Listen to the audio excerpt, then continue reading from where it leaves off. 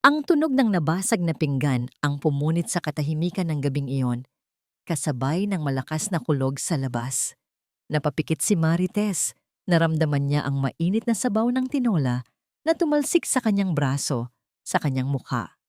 Hindi ang paso ang unang naramdaman niya, kundi ang matinding kirot sa kanyang dibdib. Isang kirot na mas masakit pa sa kahit anong sugat. Walang silbi, palagi ka nalang pabigat sa bahay na ito. Ang boses ni Doña Elvira, ang kanyang biyenan, ay parang talim na humihiwas sa kanyang pagkatao. Isang simpleng paghahain ng hapunan, hindi mo pa magawa ng tama. Tanga. Napayuko si Marites, hinayaang takpan ng kanyang buhok, ang kanyang mukha. Hindi niya magawang tumingin. Ayaw niyang makita ang nag-aapoy na galit sa mga mata ng matanda o ang blankong ekspresyon sa mukha ni Antonio, ang kanyang asawa, na prenteng nakatayo sa isang sulok. Ma, tama na po. Pakiusap niya sa mahinang boses. Nanginginig. Anong tama na? Sigaw ulit ni Doña Elvira. Dapat lang sa'yo yan.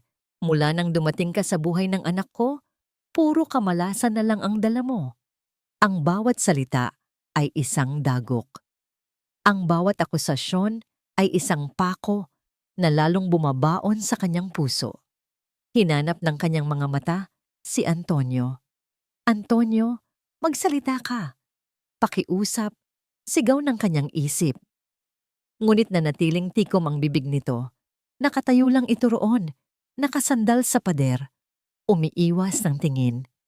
Ang lalaking nangako sa harap ng Diyos na mamahalin at poprotektahan siya ay isa na lamang anino, isang duwag na nagtatago sa likod ng kanyang ina. Inay, umiiyak na po si Junjun, sabi ni Marites.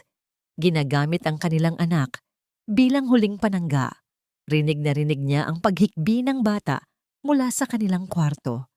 Parang lalong nag-init ang ulo ni Doña Elvira. At kasalanan mo rin yan. Kung hindi ka lampa, hindi sana magugulat ang apo ko. Hindi ka na nga makatulong sa paghahanap buhay, perwisyo ka pa.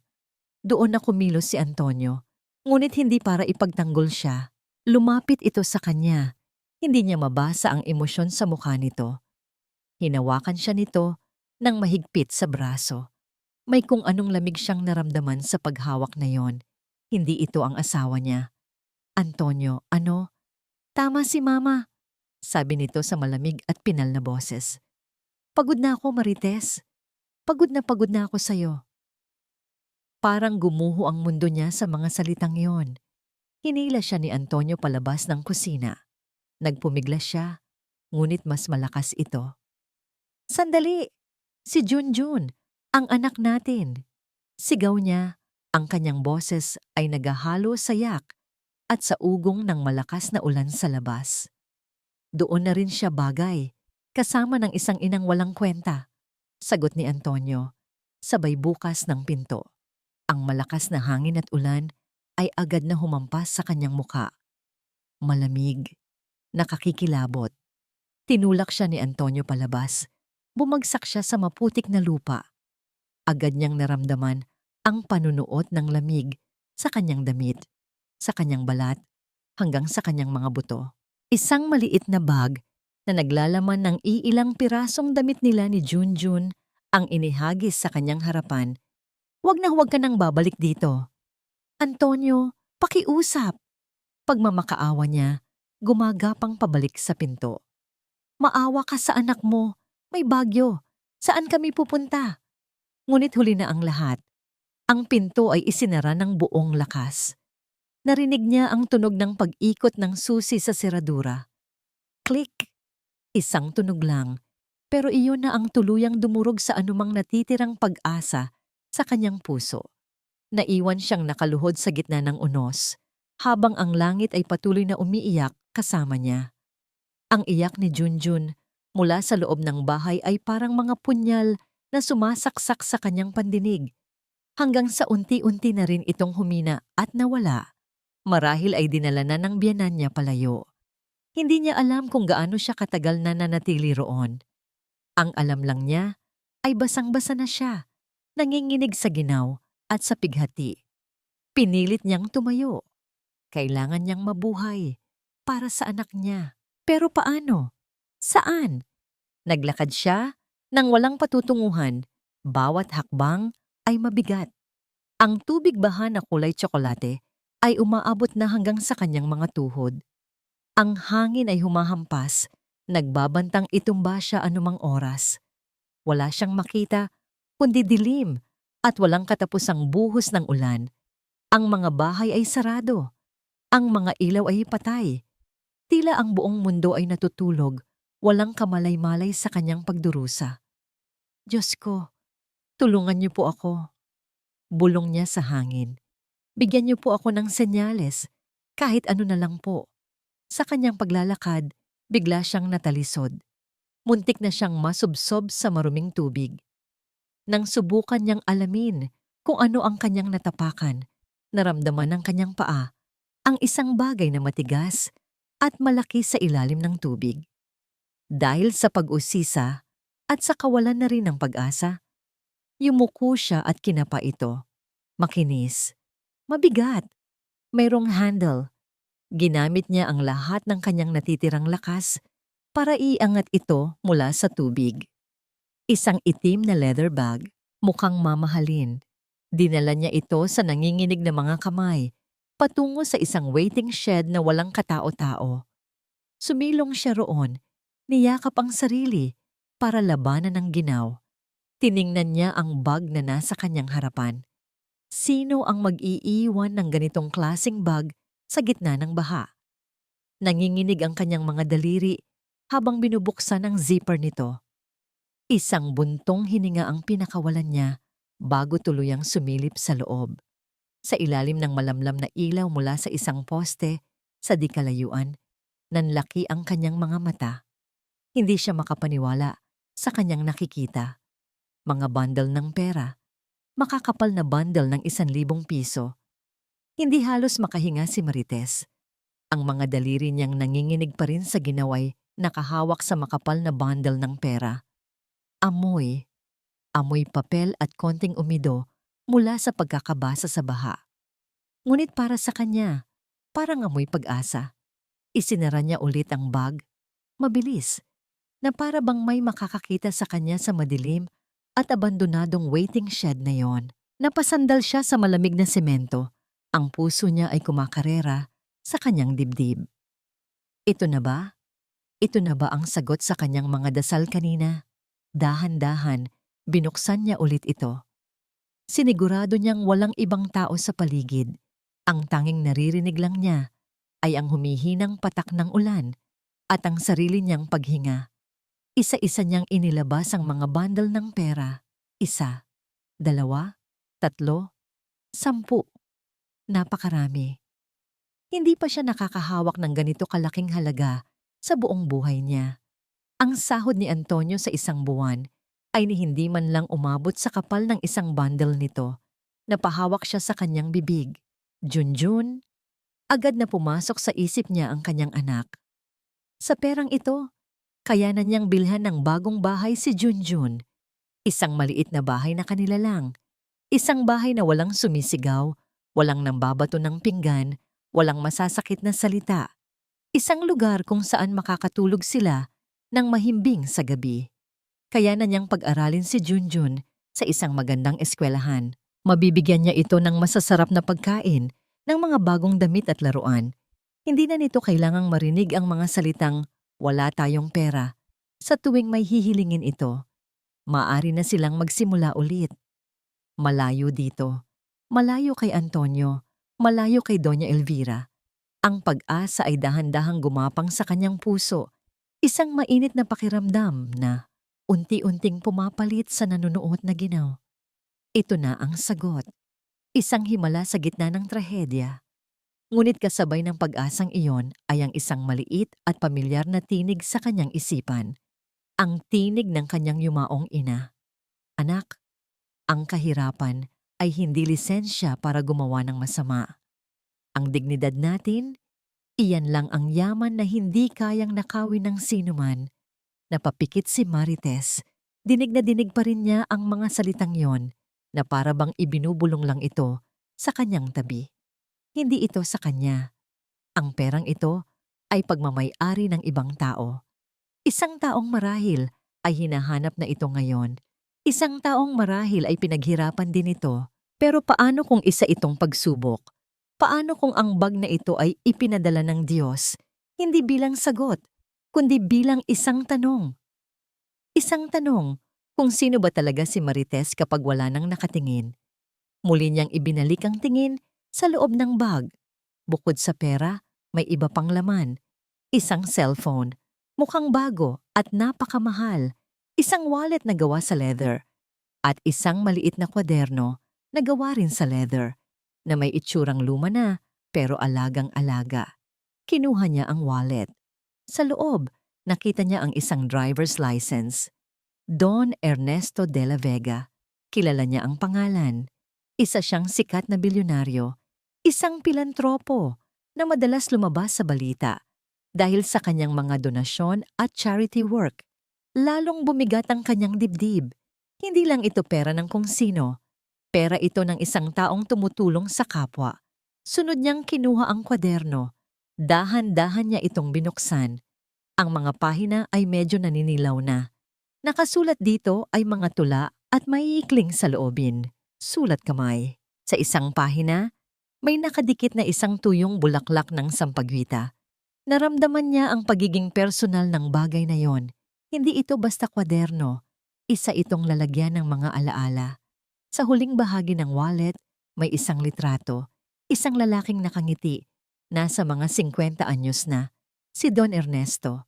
Katabi niya ang isang napakagandang babae na may mahinhing na ngiti. May kung anong pagmamahal at saya sa kanilang mga mata habang magkaakbay sila. Tinitigan ni Marites ang litrato.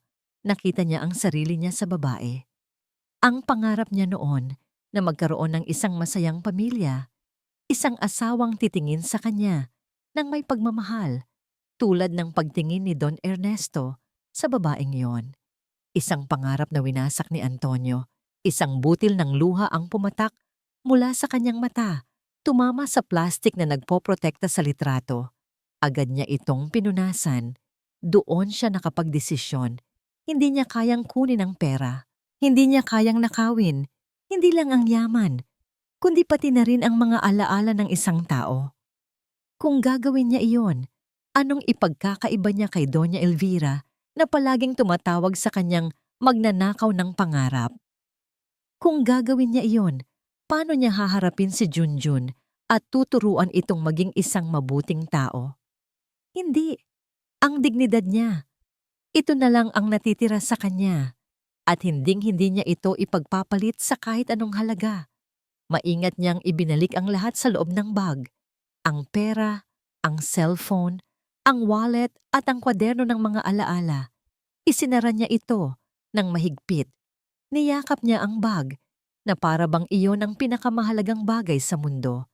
Hinintay niyang tumila ang ulan.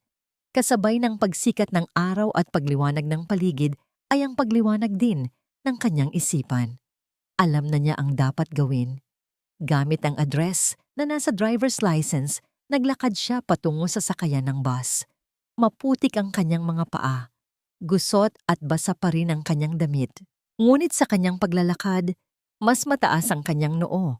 Mas may bigat at determinasyon ang kanyang mga hakbang. Pagkatapos ng halos 1 oras na biyahe, bumaba siya sa isang lugar na ibang-iba sa mundong kanyang kinalakihan. Malalaki at magagara ang mga bahay. Malilinis ang kalsada. Tahimik. Nahanap niya ang address. Isang mansyon na napapalibutan ng matataas na pader at isang dambuhalang gate na gawa sa itim na bakal. Napalunok si Marites, parang palasyo. Huminto siya sa tapat nito. Pakiramdam niya ay napakaliit niya. Isang gusgusing babae na may hawak na itim na bag sa harap ng isang palasyo. Para siyang isang langgam. Nanginginig, itinaas niya ang kanyang kamay.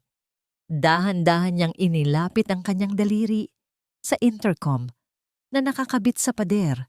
Sa tabi mismo ng gate, humugot siya ng isang malalim na hininga at pinindot ito. "Sir? Na-review na po namin ang lahat ng CCTV sa lugar. Wala po talagang makita dahil sa lakas ng ulan at pagkawala ng kuryente. Tumango lang si Don Ernesto, hindi inaalis ang tingin sa bintana ng kanyang malawak na library. Sa labas, ang mga bakas ng bagyo ay malinaw pa rin.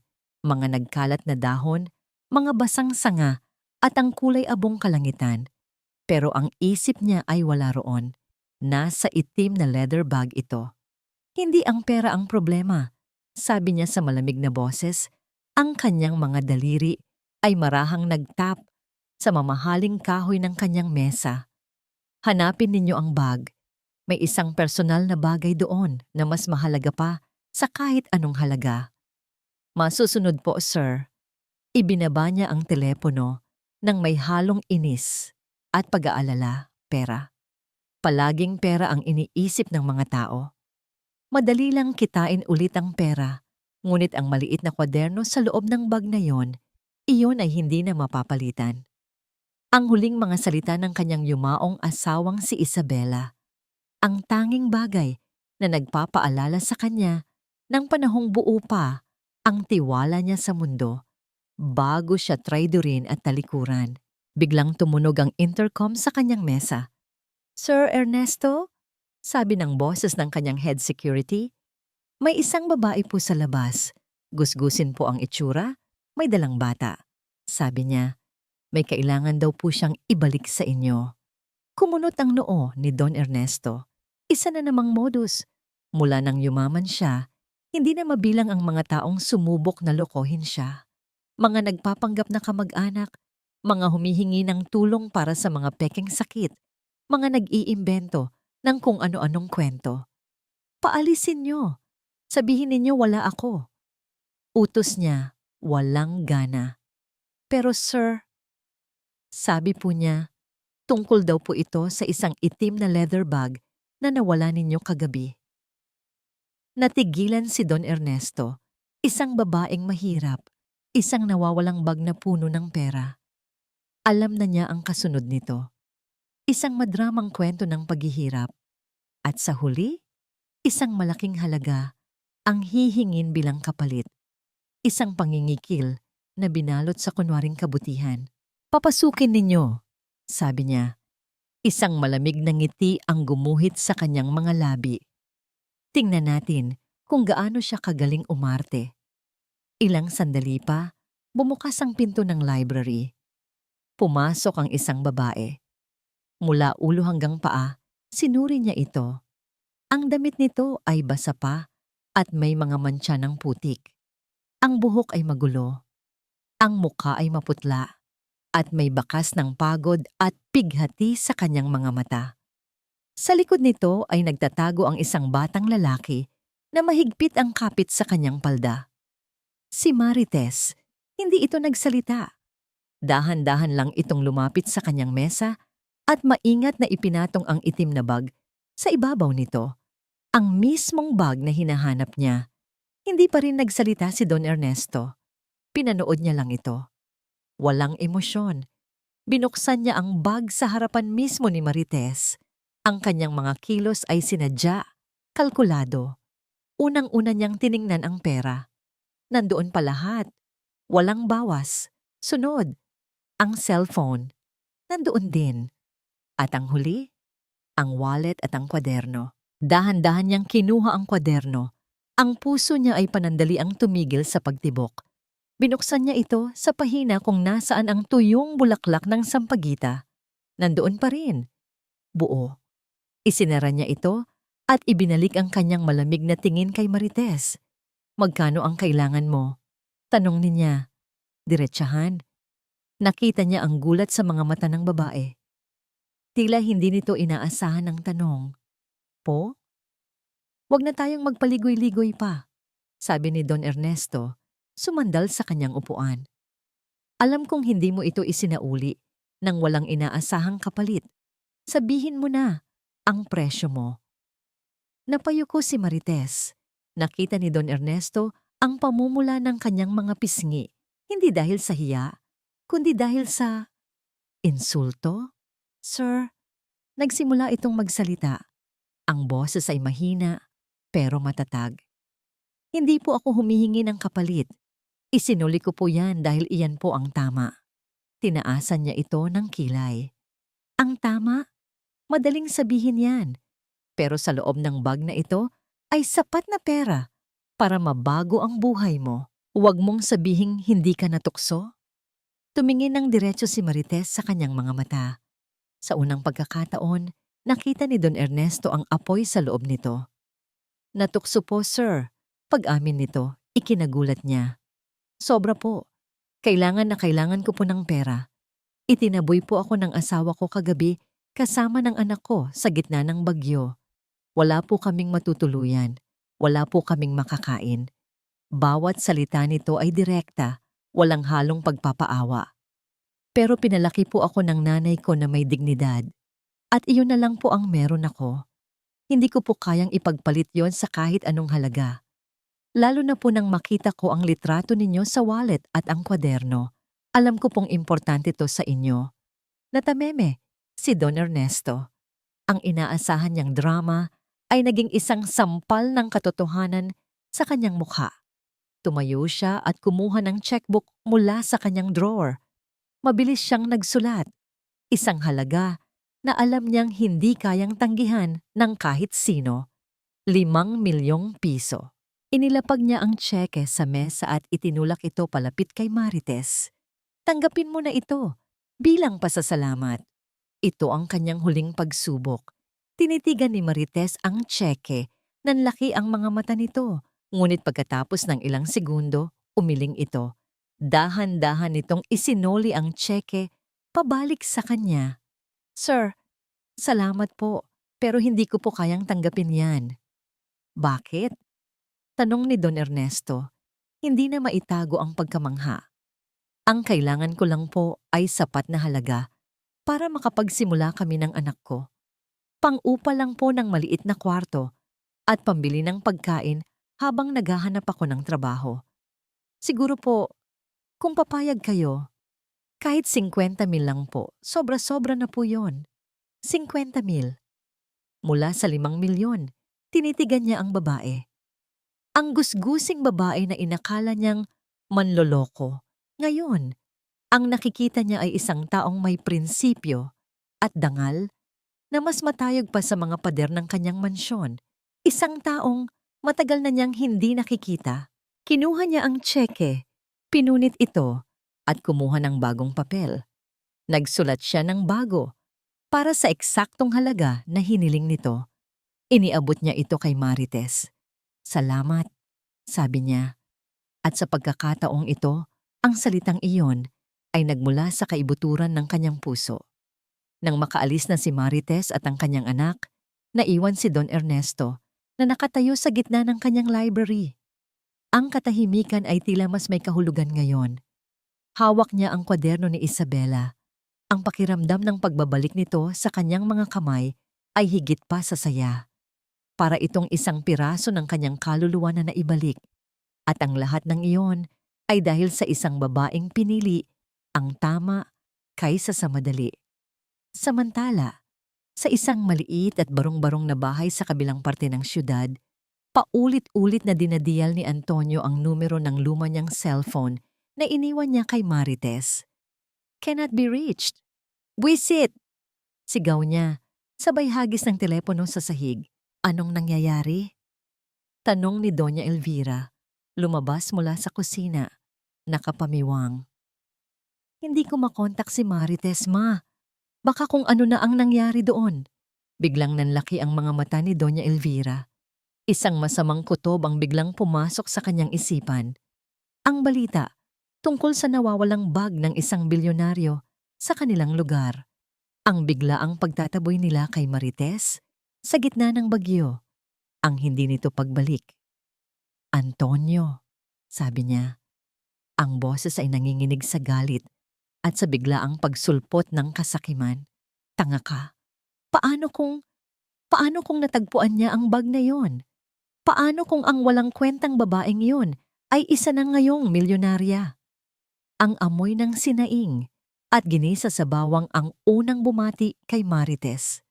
Para sa iba, Isa lang itong ordinaryong amoy, ngunit para sa kanya, ito ang amoy ng kalayaan. Ilang araw na ang lumipas mula nang iwan niya ang mansyon ni Don Ernesto, hawak ang tsekeng magbabago ng kanilang buhay. Sa unang pagkakataon sa loob ng maraming taon, nakahanap siya ng isang maliit na kwarto na kaya niyang tawaging sarili niya. Hindi ito malaki. Sa katunayan, kasya lang ang isang maliit na papag, isang mesa at ang kanilang mga gamit. Ngunit para kay Marites, ang maliit na espasyong ito ay mas malawak pa kaysa sa malaking bahay na pinanggalingan niya. Dito, walang sumisigaw.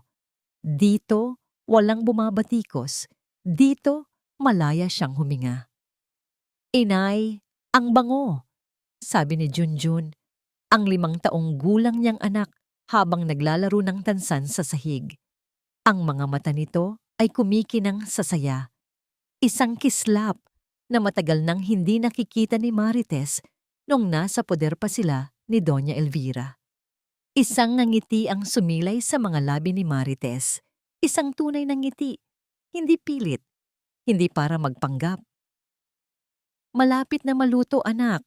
Paborito mo, itlog na maalat na may kamatis. Sagot niya, habang maingat na inihahain ang kanilang simpleng pananghalian sa maliit na mesa. Pinunasan niya ang bintana na yari sa kapis. Ang sikat ng araw na tumatagos dito ay nagbibigay liwanag sa buong silid. Napakasarap sa pakiramdam, ang pakiramdam ng kapayapaan. Ngunit sa gitna ng katahimikang iyon, hindi niya maiwasang isipin ang lalaking tumulong sa kanila. Si Don Ernesto. Ang kanyang kabutihan ay isang bagay na hindi pa rin lubos na maintindihan ni Marites. Sa mundong puno ng kasakiman at panlalamang, mayroon pa palang isang taong tulad niya. Isang taong tiningnan siya, hindi bilang isang basura, kundi bilang isang tao. Isang malakas na katok sa pinto ang biglang pumutol sa kanyang pag-iisip. Agad na nanlamig ang kanyang mga kamay. Kumabog ng malakas ang kanyang dibdib. Sino yan? Ang unang pumasok sa isip niya ay si Antonio. Natuntun ba sila? Paano? Niyakap niya si Junjun at inilagay sa kanyang likuran. Sino po sila? Tanong niya. Nanginginig ang boses. Walang sumagot. Isang katok ulit. Mas malakas. Mas may diin. Nanginginig man, kailangan niyang harapin kung sino man ito. Hindi na siya ang dating Marites na nagtatago sa takot. Dahan-dahan niyang binuksan ang pinto, sapat lang para sumilip. Ang kanyang paghinga ay halos mapatid. Nakatayo sa labas ng kanyang pinto ay si Don Ernesto de la Vega. Nakasuot ito ng simpleng polo shirt, malayo sa formal na kasuotan nito nung huli silang magkita. Ang kanyang mamahaling sasakyan ay nakaparada sa di kalayuan, isang kakaibang tanawin sa kanilang eskinita. Sir Ernesto? Bulong niya, hindi makapaniwala. Marites, sabi nito. Isang bahagyang nangiti ang makikita sa kanyang mga labi. Ngunit ang mga mata nito ay seryoso. Pasensya na sa biglaang pagdalaw. Nais ko lang sanang siguraduhin na maayos kayo. Okay lang po kami, sir. Salamat po ulit sa tulong ninyo. Sabi niya, biglang nahiya sa itsura ng kanilang munting tirahan. Biglang sumilip si Junjun mula sa likod ng kanyang mga binti. Inay, sino po siya? Ngumiti si Don Ernesto sa bata. Isang ngiting umabot hanggang sa kanyang mga mata na nagpabago sa buong anyo ng kanyang muka. Nawala ang pagiging istrikto nito, napalitan ng isang malumanay na aura. Hello, bata! Bati nito. Ako si Ernesto. Hindi natakot si Junjun. Sa halip ngumiti ito pabalik. Ako po si Junjun. May kung anong mainit na dumaloy sa puso ni Marites habang pinapanood ang eksena. Maari ba akong pumasok sandali? Tanong ni Don Ernesto. Ay opo. Pasensya na po kayo sa aming munting tahanan. Sabi ni Marites, nagmamadaling nagbigay daan.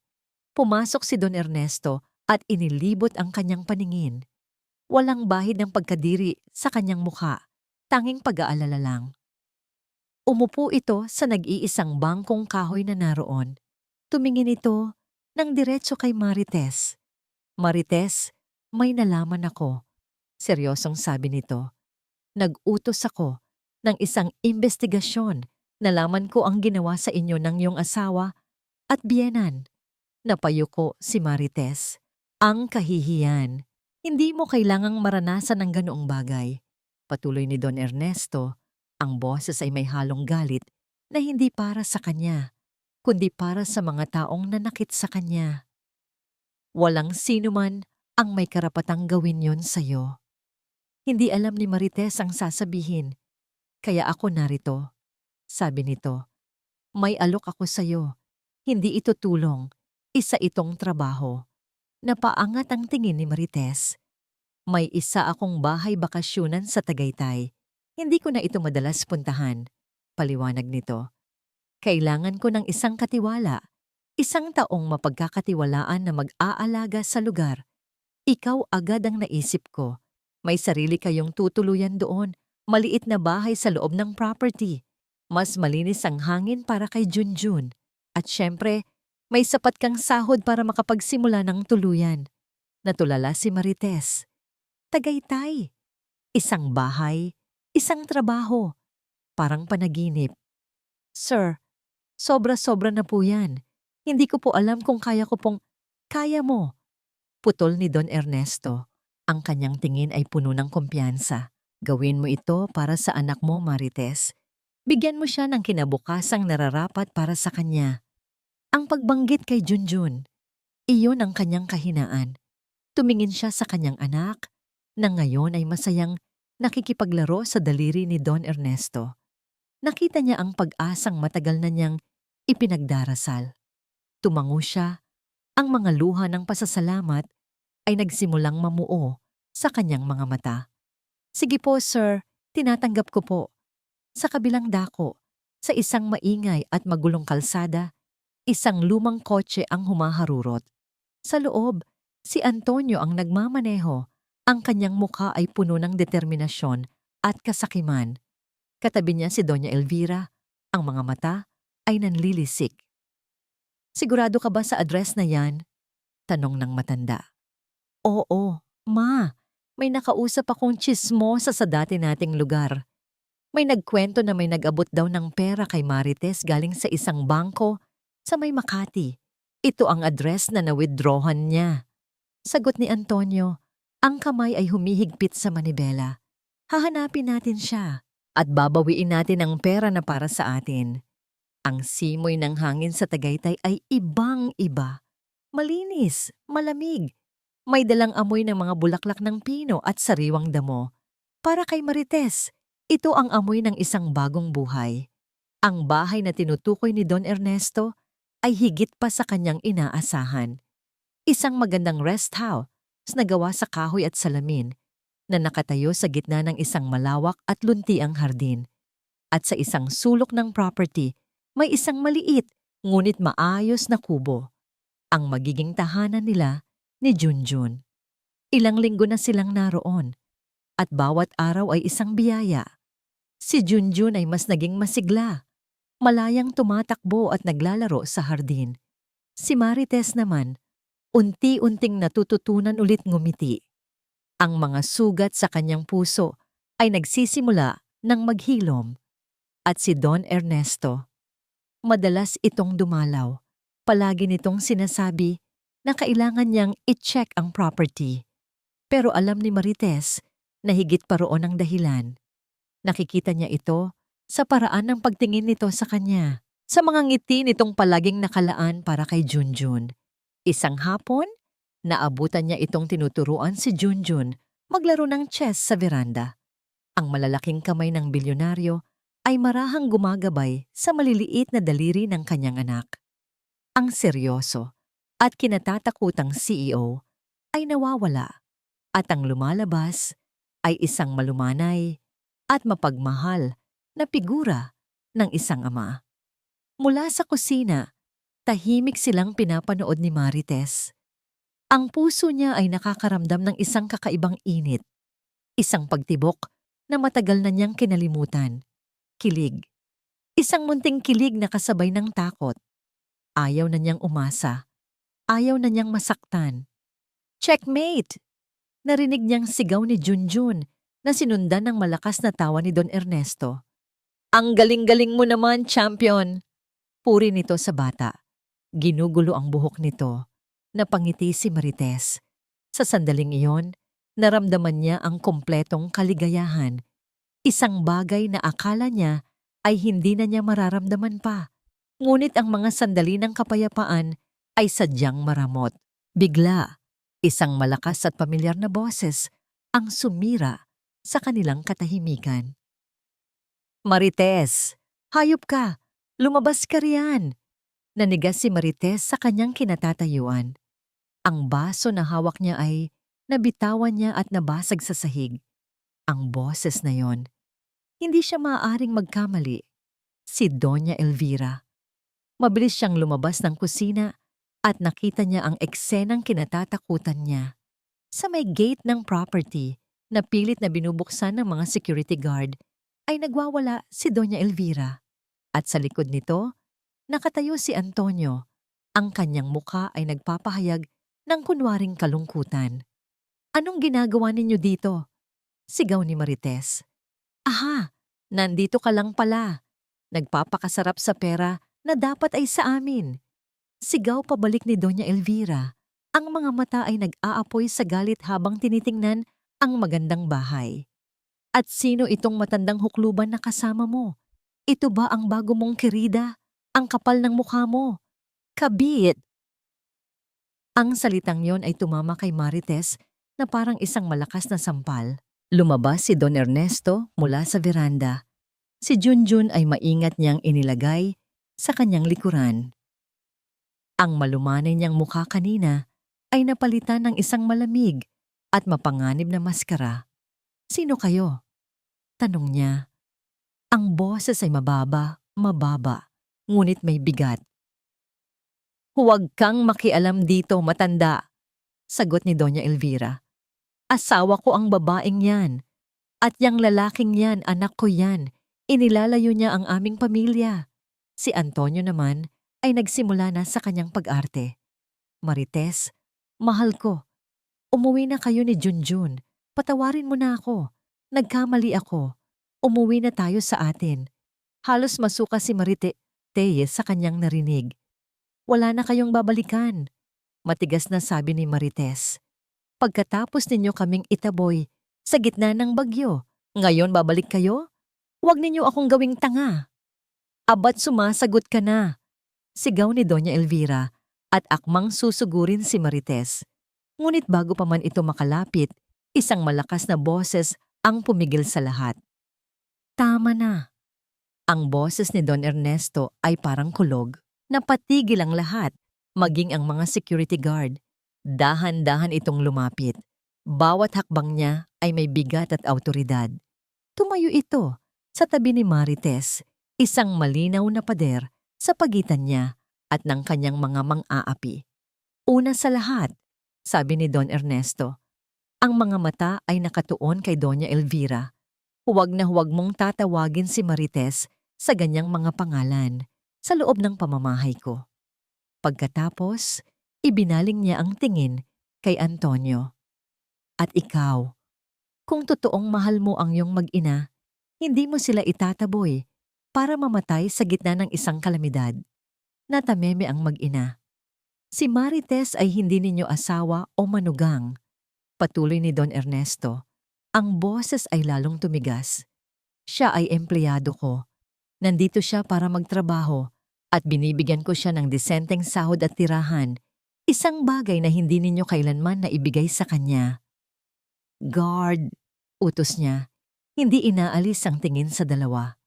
Ilabas ninyo sila at siguraduhin ninyong hindi na sila makakatapak pa ulit sa lugar na ito. Kung magpumilit, tumawag kayo ng pulis. Mabilis na kumilos ang mga security guard at sa pilitang kinaladkad palabas ang nagwawalang si Doña Elvira at ang natulalang si Antonio.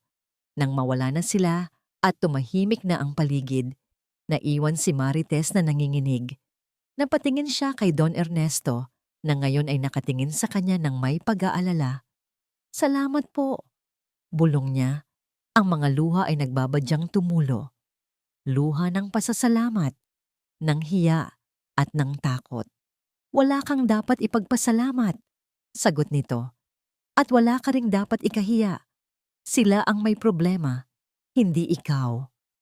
Hindi alam ni Marites kung ano ang mararamdaman. Ang pagtatanggol na iyon ang pagtatanggol na hinintay niya mula kay Antonio sa loob ng maraming taon. Ngunit hindi ito dumating.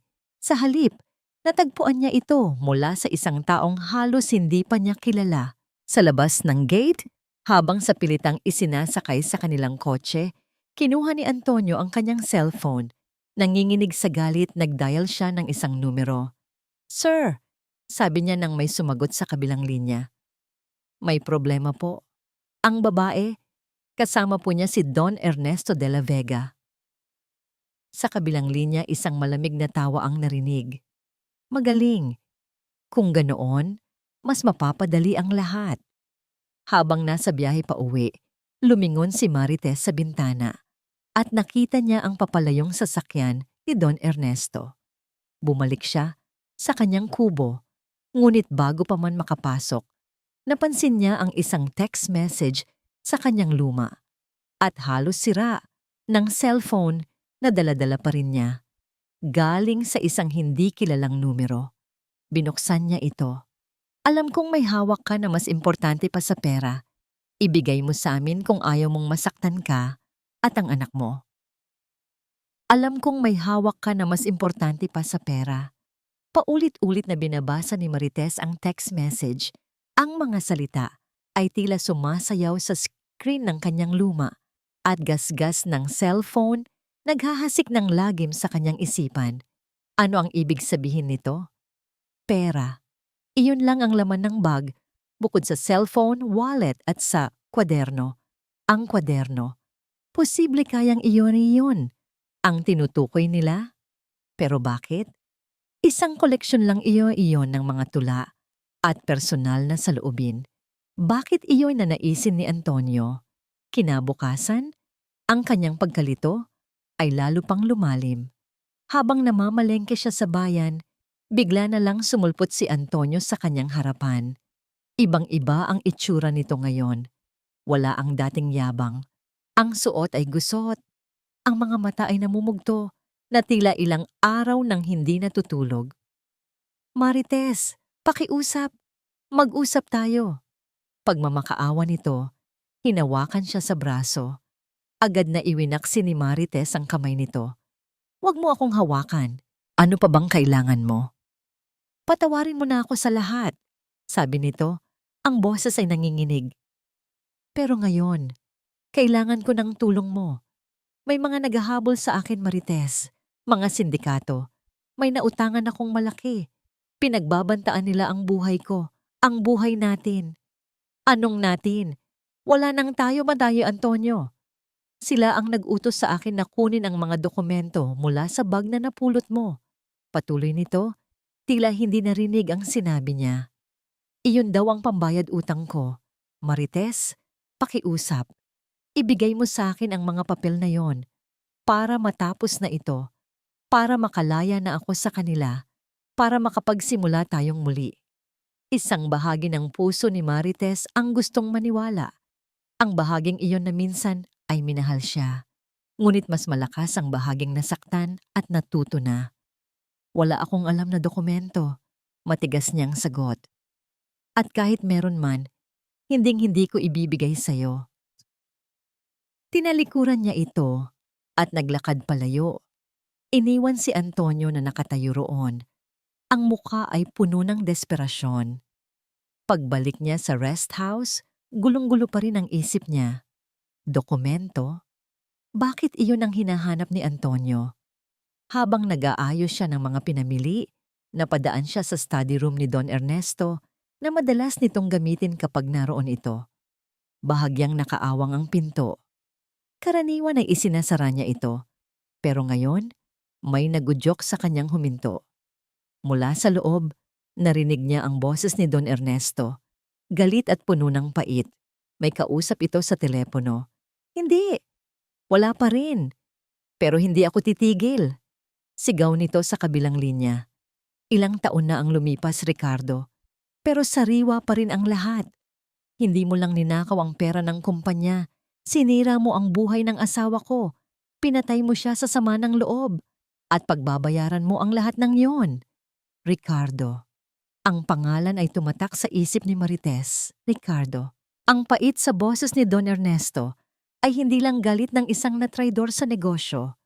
Iyon ay sigaw ng isang pusong nasugatan ng malalim. Dahan-dahan siyang lumayo sa pinto. Ang puso niya ay malakas na kumakabog. Nagsisimula ng magkaroon ng anyo ang mga piraso ng palaisipan sa kanyang isip. Ang kwaderno, ang dokumento, ang galit ni Don Ernesto, ang desperasyon ni Antonio, at ang misteryosong pangalan na Ricardo.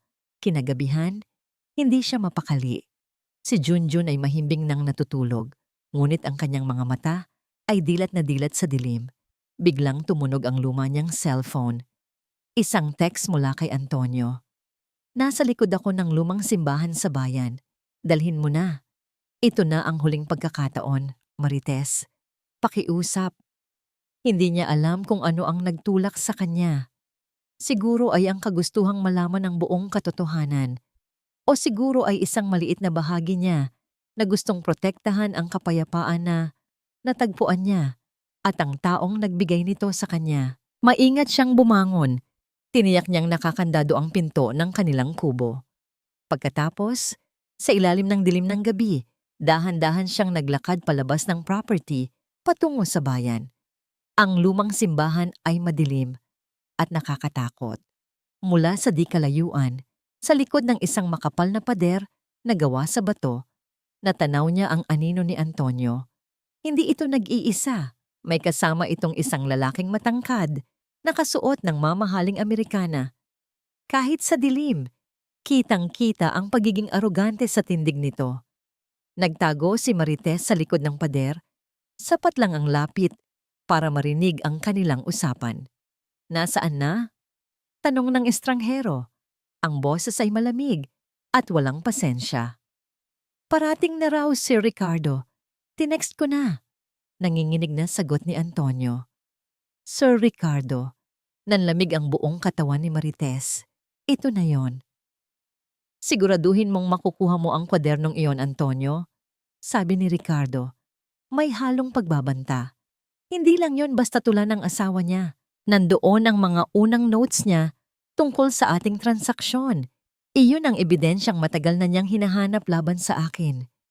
Kapag nakuha niya iyon, pareho tayong mabubulok sa kulungan. Opo, sir. Ginagawa ko na po ang lahat. Lahat? Isang malakas na sampal ang pinakawala ni Ricardo sa mukha ni Antonio. Sinunod mo ang plano kong itaboy ang asawa mo para malinis ang daan natin at makuha ang bag. Pero sa huli, sa kanya pa rin napunta.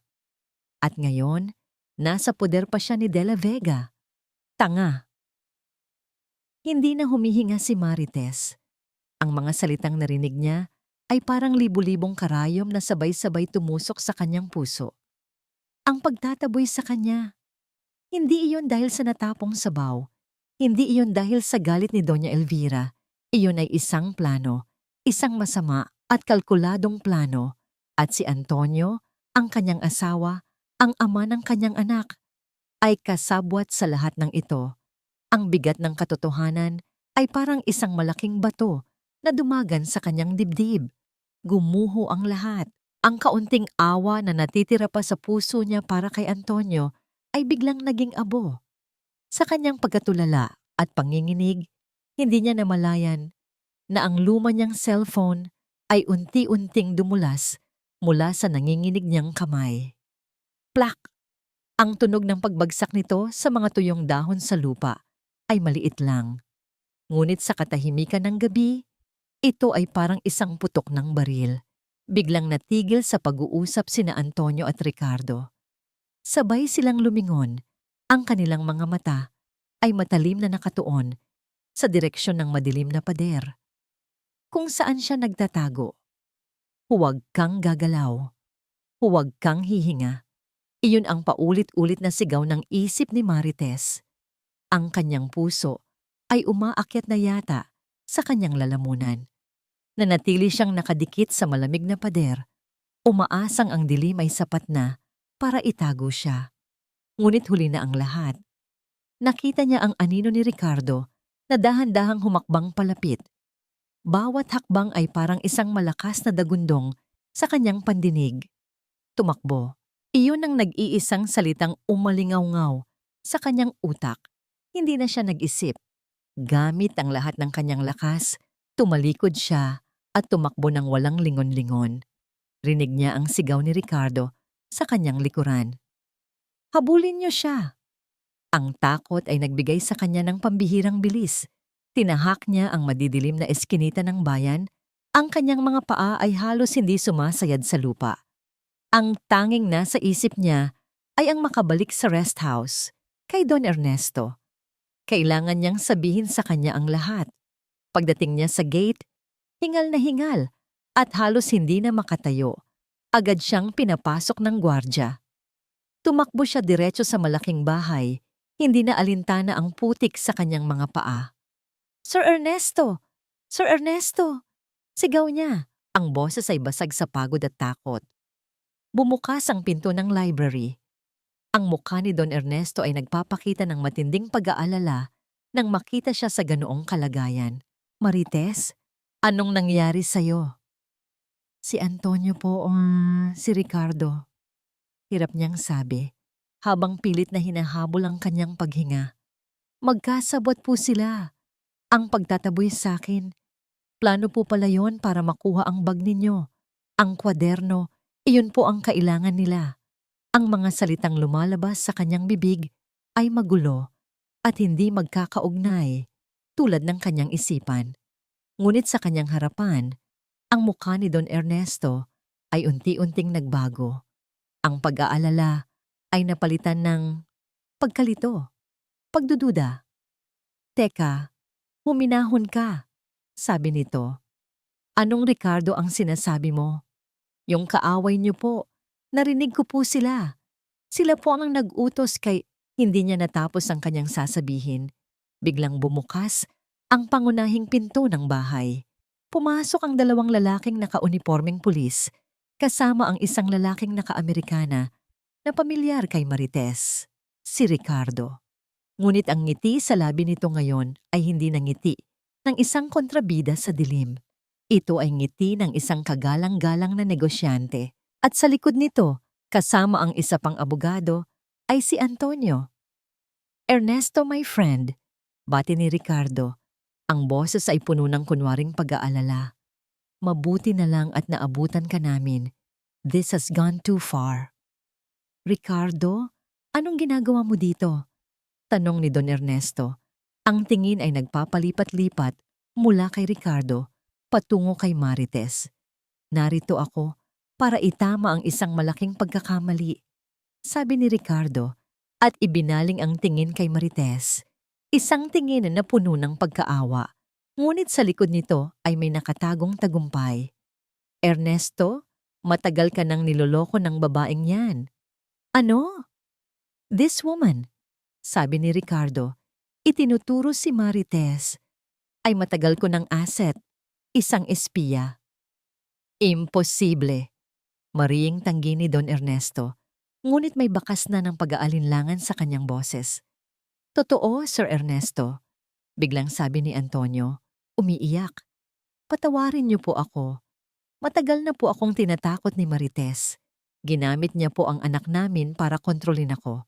Inutusan niya po akong kunin ang mga papeles ninyo kapalit ng malaking halaga.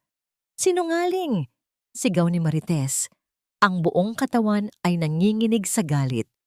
Huwag kayong maniwala sa kanila. Ngunit si Ricardo ay handa. Inilapag ng abogado nito ang isang makapal na folder sa mesa ni Don Ernesto. Narito ang mga bank records, paliwanag ni Ricardo. Mga malalaking halaga na regular na pumapasok sa isang secret account sa pangalan ni Marites. Narito rin ang mga phone records, mga tawag niya sa aking mga tauhan, nagbibigay ng impormasyon tungkol sa mga kilos mo. Binuksan ni Don Ernesto ang folder. Ang kanyang mga kamay ay bahagyang nanginginig. Nakita niya ang mga pekeng dokumento, mga bank statement na may pangalan ni Marites, mga call logs, lahat ay perpektong ginawa, isang perpektong patibong.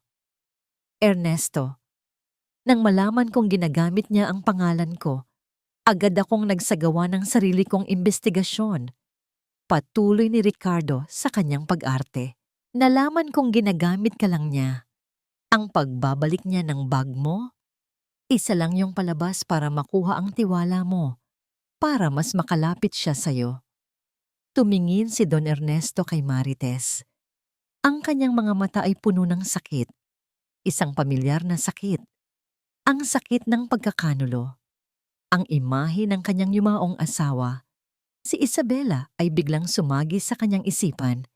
Ang sakit na naramdaman niya nung nalaman niyang ang pinagkakatiwalaan niyang business partner, si Ricardo, ang siyang sumira sa kanila. Ang parehong sakit, ang parehong pakiramdam ng katangahan. At ngayon, nauulit na naman. Ang babaeng inakala niyang naiiba-iba, ang babaeng hinangaan niya dahil sa kanyang dignidad. Ang babaeng nagsimulang magbukas muli ng kanyang puso. Isa lang din palang tulad nila. Sir, pakiusap. Maniwala po kayo sa akin.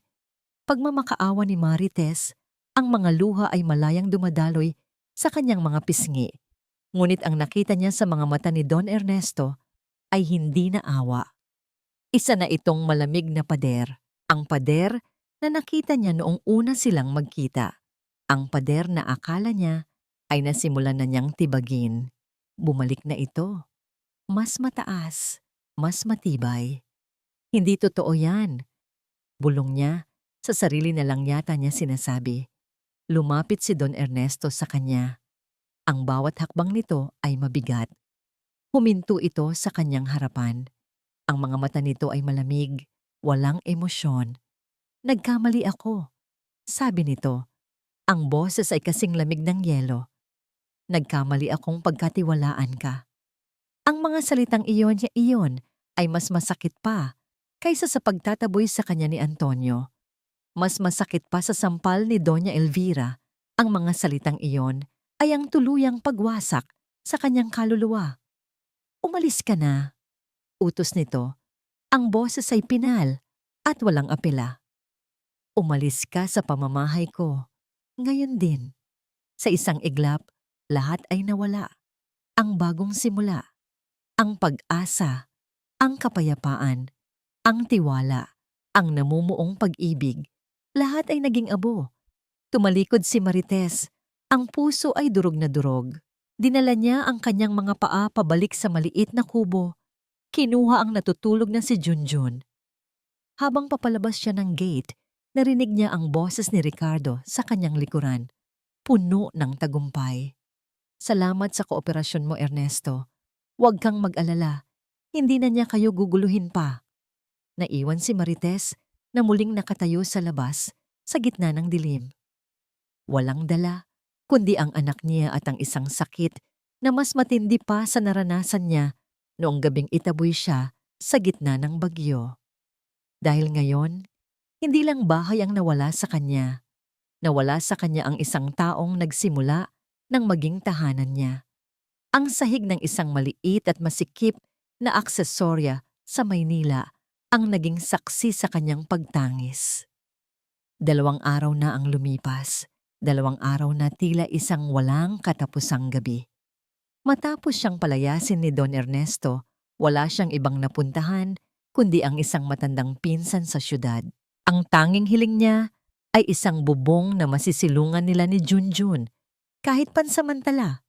Ngayon, habang mahimbing na natutulog ang kanyang anak sa isang lumang banig, hindi mapigilan ni Marites ang pag-agos ng kanyang mga luha. Ang sakit. Paulit-ulit na naglalaro sa kanyang isipan ang malamig na mga mata ni Don Ernesto. Ang mga salitang binitawan nito. Nagkamali akong pagkatiwalaan ka. Para siyang sinaksak ng paulit-ulit.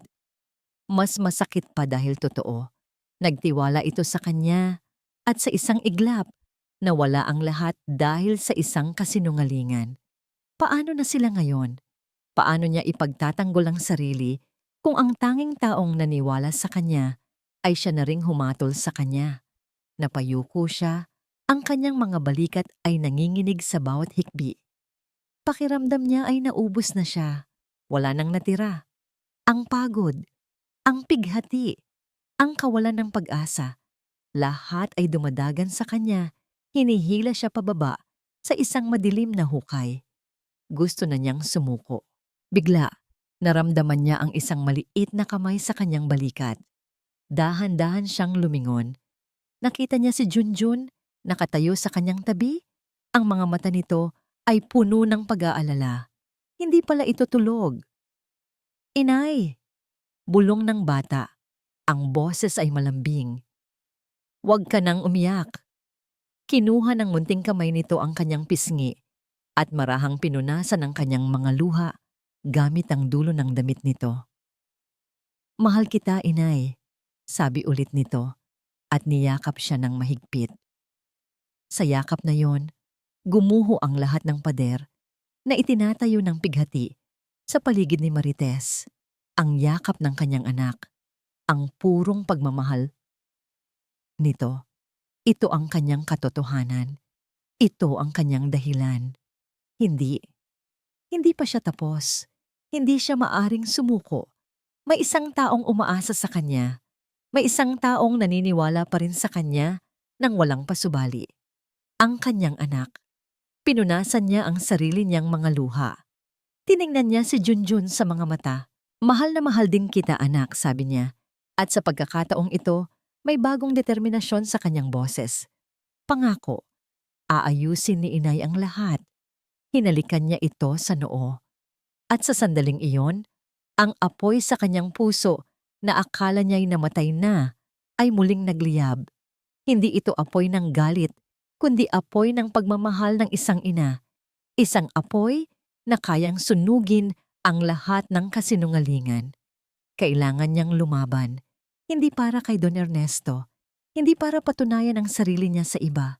Lalaban siya para sa kanyang anak, para sa kinabukasan nito, para maipakita dito na sa huli, ang tama at totoo, ang palaging mananaig. Ngunit paano? Wala siyang pera, wala siyang kapangyarihan. Ano ang laban niya sa isang maimpluwensyang tao tulad ni Ricardo? Nag-isip siya ng malalim. Pilit niyang inalala ang bawat detalye ng usapan na narinig niya sa likod ng simbahan. Siguraduhin mong makukuha mo ang kwadernong yon, Antonio. Nasa warehouse sa may pier ang susunod na transaksyon. Kailangan nandoon ka. Huwag kang papalpak. Warehouse, pier, isang transaksyon. Iyon na. Iyon ang tanging baraha na hawak niya. Isang napakadelikadong baraha. Nagdesisyon siya. Isang desisyon na nagmula sa desperasyon at tapang. Kinabukasan, kinausap niya ang kanyang pinsan. Ipinakiusap niya na kung maaari ay bantayan muna nito si Junjun. Saan ka pupunta, te? Tanong ng pinsan niya. May kailangan lang akong tapusin. Sagot niya. Isang matatag na determinasyon ang makikita sa kanyang mga mata. Para sa amin ni Junjun. Hinalikan niya ng mahigpit ang kanyang anak. Babalik si inay, ha? Maging mabait ka dito. Sumakay siya ng bus patungo sa lugar na sinasabi ng kanyang alaala. Ang pier. Wala siyang plano. Wala siyang armas. Ang tanging dala niya ay ang luma niyang cellphone na may halos basag ng screen at ang nag-aalab na tapang ng isang inang. Wala nang maaring iwalan pa. Nang makarating siya sa pier, ang maalat na amoy ng dagat at ang ingay ng mga barko ang sumalubong sa kanya. Malawak ang lugar. Maraming warehouse. Nagtanong-tanong siya. Paikot-ikot. Hanggang sa isang matandang kargador ang nagturo sa kanya sa isang hilera ng mga luma at halos abandonado ng bodega sa pinakadulong bahagi ng pier. Madilim na nang matagpuan niya ito. Isang malaking bodega na may numerong 13 na kupas na. Tahimik ang paligid. Dahan-dahan siyang naglakad, nagtatago sa mga anino ng malalaking container van. Narinig niya ang mga boses mula sa loob ng isang bahagyang nakaawang na pinto. Sumilip siya. At doon, sa ilalim ng isang solong bumbilya, nakita niya sila, si Ricardo, si Antonio, at ang ilang mga lalaking mukhang armado. Sa ibabaw ng isang mesa, may mga kahon na naglalaman ng mga pekeng produkto at sa kamay ni Ricardo, hawak nito ang isang pamilyar na bagay, ang kwaderno, ang tunay na kwaderno. Marahil ay nakuha nila ito mula sa bahay ni Don Ernesto matapos siyang mapaalis. Itinaas ni Marites ang kanyang cellphone. Nanginginig man ang kamay, pinindot niya ang record. Bigla, sa kanyang likuran, isang malakas na kamay ang humawak sa kanyang balikat at isang panyo ang mabilis na itinakip sa kanyang bibig at ilong. Nagpumiglas siya, ngunit huli na ang lahat. Ang amoy ng isang matapang na kemikal ay sumuot sa kanyang sistema. Bago siya tuluyang mawala ng malay, ang huling imaheng nakita niya ay ang nakangising mukha ni Ricardo na papalapit sa kanya. "Ang tapang mo," narinig niyang sabi nito. Pero katulad ng lahat ng matapang, hangal ka rin. Ikaw na mismo ang pumasok sa hawla. Katahimikan. Iyon ang bumalot sa malawak na library ni Don Ernesto sa loob ng 2 araw. Ngunit hindi ito ang katahimikan ng kapayapaan. Ito ay ang mabigat at nakabibiging katahimikan ng pagsisisi. Paulit-ulit na bumabalik sa kanyang isipan ang huling pag-uusap nila ni Marites. Ang takot sa mga mata nito, ang desperasyon sa boses nito, at ang malamig na pader na itinayo niya sa pagitan nilang dalawa. Pinaniwalaan niya si Ricardo, ang taong minsan nang sumira sa buhay niya. Bakit? Dahil mas madaling maniwala sa kasinungalingan na umaayon sa iyong mga luma ng takot kaysa sa katotohanang humahamon sa iyong natutunang kawalan ng tiwala. Tumayo siya at muling binuksan ang folder ng mga ebidensya na ibinigay ni Ricardo. Tiningnan niya ulit ang mga ito, ngunit ngayon, may iba na siyang hinahanap. Hindi na patunay ng kasalanan ni Marites, kundi butas sa kasinungalingan ni Ricardo. Kinuha niya ang kwaderno ni Isabela, ang kwadernong isinoli sa kanya ni Marites. Ang bagay na pinaniniwalaan niyang target ng buong operasyon. Binuklat niya ito sa huling pahina, kung saan isinulat ni Isabela ang tungkol sa isang malaking business deal ilang araw bago ito pumanaw. May kakaiba sa ngiti ni Ricardo. Basa niya sa sulat kamay ng asawa. Parang may tinatago. Sinabi niya sa akin na ang deal ay sa Lunes na pipirmahan, pero ang sabi ni Ernesto ay sa Biyernes pa. Bakit siya magsisinungaling sa akin sa isang maliit na detalye? Lunes, Biyernes. Biglang naalala ni Don Ernesto ang sinabi ni Ricardo noong gabing iyon. Naaalala mo pa ba, Ernesto? Lunes noon nang pirmahan natin ang deal na yon, ang huling masayang araw bago natin nalaman ang tungkol sa sakit ni Isabela. Isang kasinungalingan, isang maliit, halos hindi mahalagang detalye, ngunit ang isang taong nagsasabi ng totoo ay hindi maliligaw sa ganoong detalye. Ang kwaderno. Hindi ito ang ebidensya, isa itong susi, isang paalala mula sa kanyang nakaraan para buksan ang mga mata niya sa kasalukuyan. Agad siyang tumawag sa kanyang pinagkakatiwalaang security head. Gusto kong i-review mo ang lahat ng CCTV footage noong gabing umalis si Marites.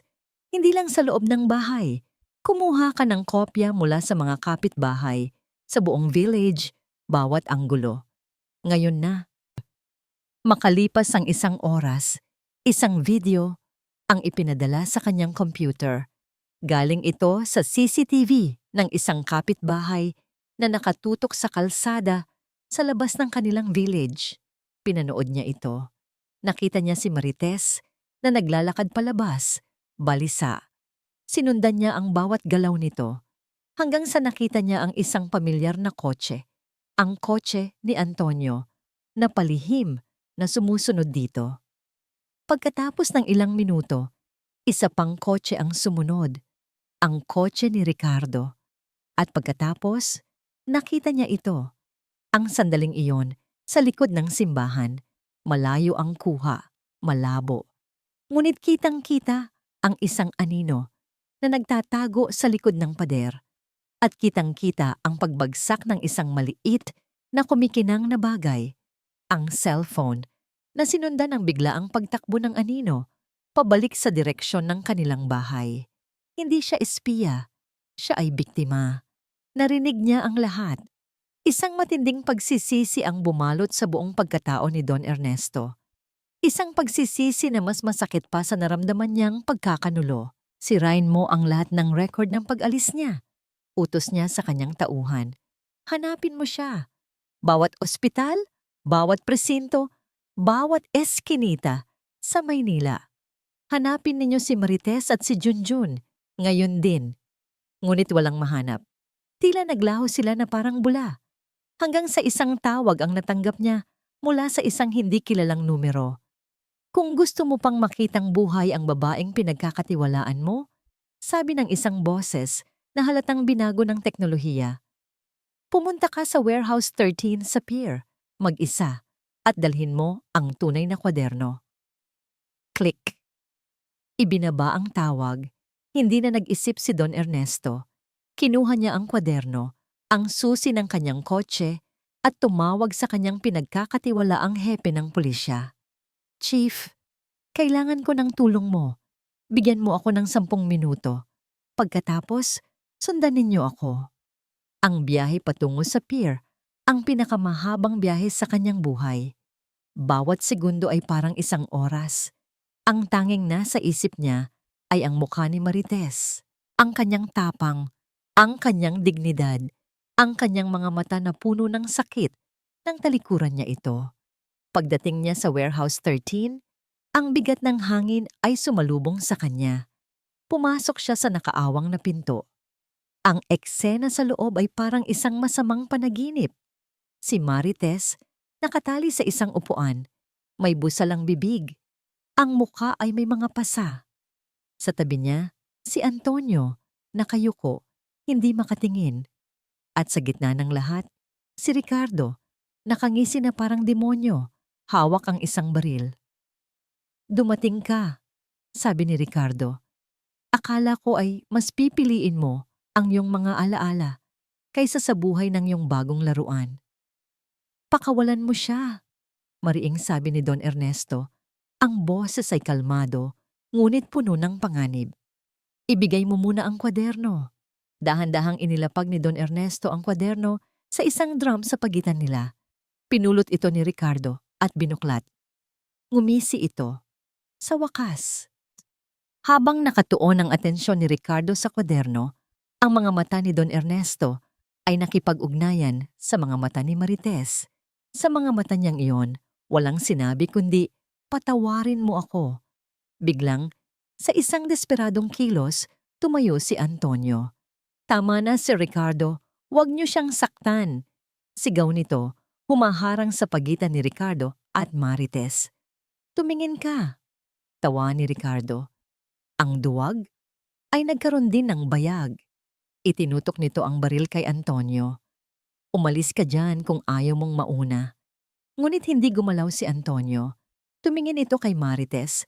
Ang mga mata ay puno ng pagsisisi. Marites, patawad. Sa sandaling iyon, ang malakas na tunog ng mga sirena ng pulis ay biglang pumailan lang sa labas. Nataranta si Ricardo. Mga traidor! Sigaw nito at itinutok ang baril kay Don Ernesto. Ngunit bago pa man niya makalabi ang gatilyo, mabilis na kumilos si Marites. Gamit ang lahat ng kanyang lakas, itinumba niya ang upuan na kinauupuan niya, kasama ang kanyang sarili, patungo sa direksyon ni Ricardo. Nawalan ng balanse si Ricardo. Pumutok ang baril, ngunit ang bala ay tumama sa itaas. Kasabay nito, sabay-sabay na pumasok ang mga pulis. Ang mga baril ay nakatutok. Bitawan ang baril! Bumaba! Tapos na ang laro. Habang pinupusasan si Ricardo at ang kanyang mga tauhan, kasama na rin si Antonio, mabilis na lumapit si Don Ernesto kay Marites at kinalagan ito. Inalis niya ang busal sa bibig nito. Ang unang ginawa ni Marites ay huminga ng malalim. Nakatitig lang sila sa isa't isa. Walang salitang namamagitan. Tanging ang kanilang mga mata ang nag-uusap. mga matang puno ng sakit, pagsisisi, at isang maliit na kislap ng pag-asa. Marites, bulong ni Don Ernesto, ang kanyang boses ay basag. Hindi niya alam kung paano magsisimula. Hindi niya alam kung paano hihingi ng tawad. 6 na buwan ang lumipas. Ang hanging humahampas sa dalampasigan ay may dalang amoy ng asin at kalayaan. Ang tunog ng mga alon ay parang musika sa pandinig ni Marites. Dito sa maliit na bayan sa Batangas, kung saan sila pansamantalang nanirahan matapos ang insidente sa pier, unti-unti nilang binubuo muli ang kanilang buhay. Si Ricardo at ang mga kasamahan nito ay nahaharap sa mabibigat na kaso. Si Antonio, dahil sa kanyang kooperasyon at pagsisisi, ay nakakuha ng mas magaan na sentensya.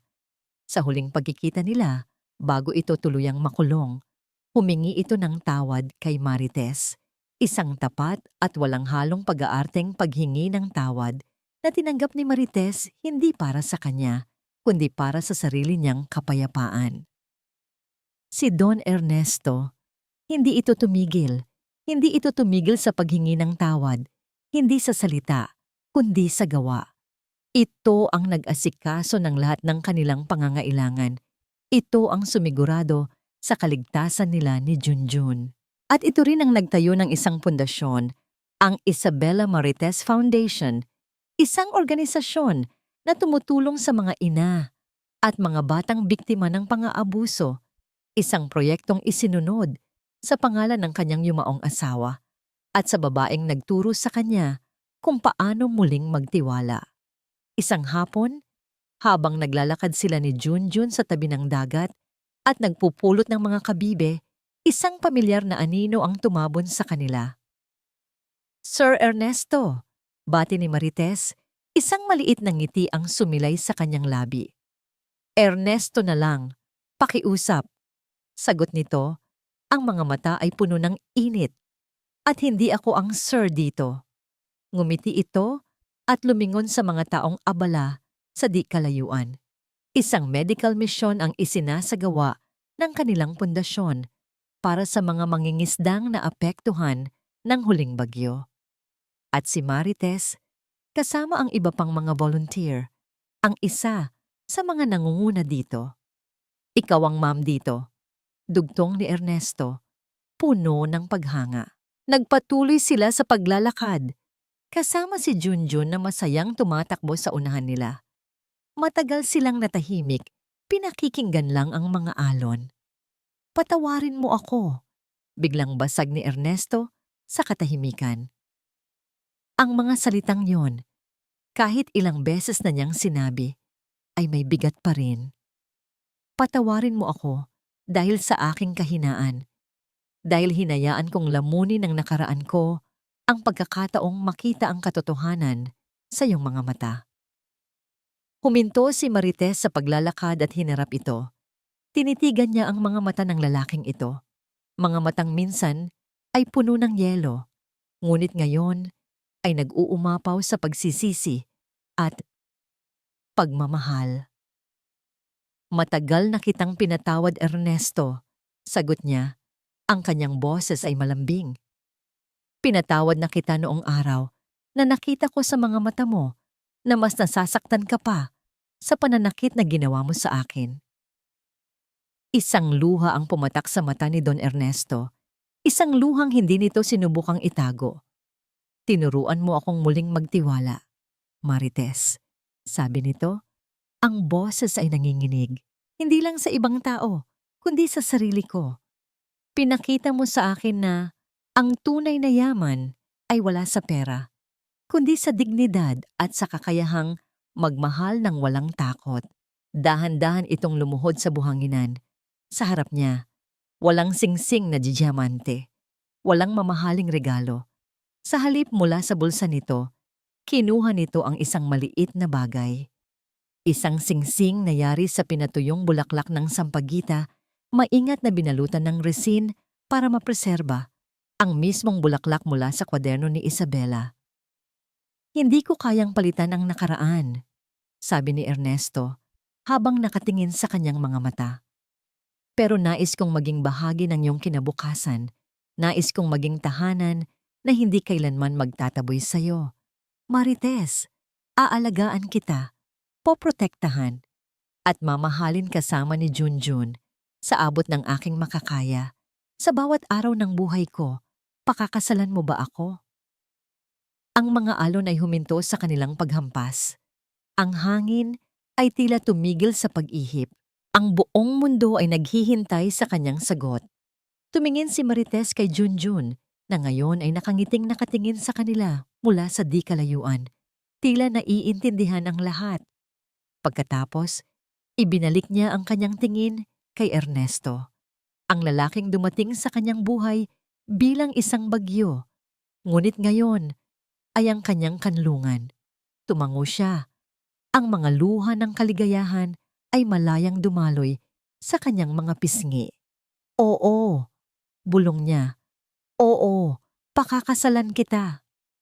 Ang kanilang kasal ay simple lang, ginanap sa dalampasigan, kasama ang mga taong tinulungan ng kanilang pundasyon, at si Junjun na nagsilbing proud na ring bearer. Habang papalubog ang araw, magkahawak kamay na pinanood ni Marites at Ernesto ang pagkulay kahel ng kalangitan. Niyakap nila si Junjun sa kanilang pagitan. Isang buong pamilya. Mula sa pagiging isang babaeng itinaboy, sa gitna ng unos, si Marites ay naging isang liwanag para sa iba. At sa tabi niya, si Don Ernesto, ang bilyonaryong minsan ay bilanggo ng kanyang nakaraan, ay sa wakas natagpuan ang kanyang tunay na kayamanan. Hindi sa mga kumpanya o sa mga bangko, kundi sa yakap ng isang babaeng nagturo sa kanya na ang pinakamahalagang pag-aari sa mundo ay isang pusong marunong magpatawad, magtiwala, at magmahal muli. At dito, nagtatapos ang kwento ni Marites at Ernesto. Mula sa kaibuturan ng aking puso, maraming salamat sa inyong walang sawang pagsubaybay sa bawat kabanata ng kanilang paglalakbay. Ang pagsulat sa kwentong ito ay isang karanasang puno ng iba't ibang emosyon, kung saan ang bawat karakter ay tila naging totoong tao sa aking isipan, may sariling pighati, pag-asa at pangarap. Higit sa lahat, ang kwento ni Marites at Ernesto ay isang paalala. Isang paalala na sa gitna ng pinakamadilim na unos ng buhay, ang ating dangal at kabutihang loob ang nagsisilbi nating tanglaw, na ang tunay na pag-ibig ay hindi natatagpuan sa karangyaan, kundi sa kakayahang magpatawad, magtiwala muli, at bigyan ng pangalawang pagkakataon ang ating mga pusong minsay na sugatan. Ito ay kwento ng pag-asa, na gaano man tayo itulak pababa ng mga pagsubok, palaging mayroong pag-asang makabangon, hanggat ang ating puso ay nananatiling tapat at totoo. Ngayon, nais ko namang marinig ang inyong saloobin. Ano ang pinakapaborito ninyong bahagi ng kwento? Anong aral ang inyong napulot na babaunin ninyo sa inyong puso? Huwag po kayong mag-atubiling mag-iwan ng inyong mga komento sa ibaba. Ang inyong mga mensahe ang nagsisilbing inspirasyon sa akin. Muli, ang aking taos-pusong pasasalamat. Hanggang sa ating susunod na kwentuhan.